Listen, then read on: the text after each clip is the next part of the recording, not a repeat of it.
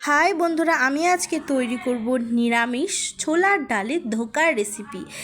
একদম নিরামিষের দিন কোনো চিন্তা ছাড়াই বানিয়ে ফেলুন। প্রথমে ছোলার ডাল, লঙ্কা আর লবণ দিয়ে সেটিকে একটু পেস্ট করে নেব।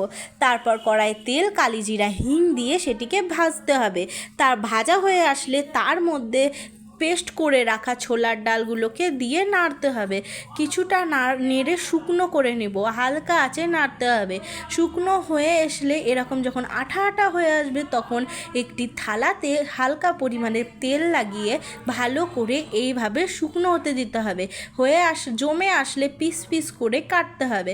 তারপর সামান্য পরিমাণে তেল দিয়ে হালকা আঁচে লাল হয়ে আসলে ভেজে নিতে হবে। ভাজাটা তুলে নিয়ে তার মধ্যে সিদ্ধ করে রাখা আলুগুলোকে ভেজে নেব। তার মধ্যে সামান্য পরিমাণের হলুদ আর আগে থেকে পেস্ট করে রাখা এই বাদামটিকে তার মধ্যে দিয়ে দেব। ভালো করে নাড়তে হবে, এটাকে কষতে হবে ভালো করে। আগেই বলে দিই, ভিডিওটি নতুন হয়ে থাকলে চ্যানেলটাকে অবশ্যই সাবস্ক্রাইব করে দিবেন এই রকম ভিডিওর জন্য।